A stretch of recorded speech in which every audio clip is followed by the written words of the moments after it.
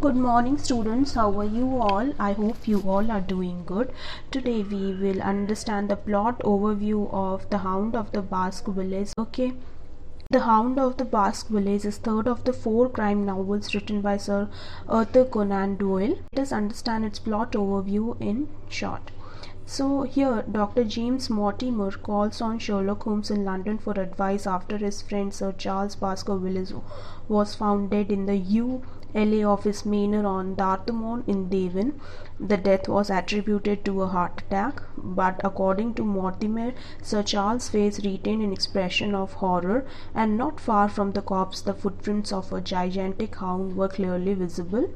According to an old legend, a curse runs in Baskerville family since the time of the English Civil War, when Hugo abducted and caused the death of a maiden on the moor, only to be killed in turn by a huge demonic hound. So students, the story opens with a mini mystery wherein Sherlock Holmes and Dr. Watson speculate on the identity of the owner of this case and who have left their office by an unknown visitor. Okay, wowing Watson with his fabulous powers of observation, Holmes predicts the appearance of James Mortimer, who is the owner of found object, and also the entry into the baffling curse of Baskervilles.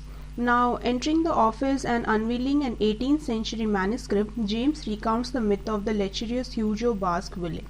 Now, Hugo captured and imprisoned a young country lass at his stage in Devonshire, only to fall victim to a murdering hound of hell as he pursued her long and lonesome moors late one night. Ever since, James reports the Baskerville line has been plagued by mysterious and supernatural black hound. Okay, now here Sir Charles Baskerville has rekindled the suspicions and fears of everyone, and the next of the kin, the duo, Fix, but has arrived in London to take up his post at Baskerville Hall. But he has already been intimidated by an anonymous note of warning and, strangely enough, the theft of a shoe.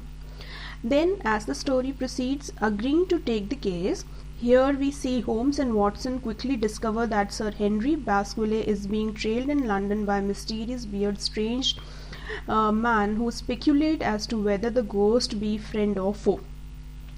Holmes, however, announces that he is too busy in London to accompany James Mortimer and Sir Henry to Devonshire to get to the bottom of the case, and he sends Dr. Watson to be his eyes and ears, insisting that he reports back regularly. Okay. Once in Devonshire, Watson discovers a state of emergency with armed guards on the watch of an escaped convict roaming the moors. He meets the potent suspects in Mr. Barrymore and Mrs. Barrymore, the domestic help, Mr. Jack Stapleton and his sister Beryl Baskervilles, who are Baskervilles' neighbors. Then a series of mysteries arrive in rapid succession, wherein we see Barrymore is caught in sulking around the mansion at night. Watson spies a lonely figure keeping watch over the moors, and the doctor hears that what sounds like a dog's howling is something else. Now, Beryl Stapleton provides an enigmatic warning, and Watson learns of a secret encounter between Sir Charles and a local woman named Laura Lyons on the night of his death. Okay, now doing his best to unravel these threads of mystery, Watson discovers that Barrymore's nightly jaunts are just his attempts to aid the escaped convict, who turns out to be Mrs. Barrymore's brother. Okay, the doctor interviews Laura Lyons to access her involvement and discovers that the lonely figure surviving the moors is none other than Sherlock Holmes himself. Okay, now then it takes Holmes hidden to so as not to tip off the villain as to his own involvement, and this calls to some sort of mystery. Now here we see Mr. Stapleton, Holmes has discovered, is actually in line to inherit the Baskervilles' fortune, as in such is the prime suspect. Laura Lyons was only a kind of Stapleton's game, a Baskervilles beneficiary whom Stapleton convinced to request and miss a late night appointment with Sir Charles. Okay, now having lured Charles onto the moors, Stapleton realized his ferocious pet Pooch, which frightened the superstitious nobleman and caused heart attack. Okay, in a dramatic final scene, Holmes and Watson use the younger Baskerville as a bait to catch Stapleton red-handed. Okay. After a late supper at the Stapleton, Sir Henry heads home across the moors only to be waylaid by an enormous Stapleton pet. Okay.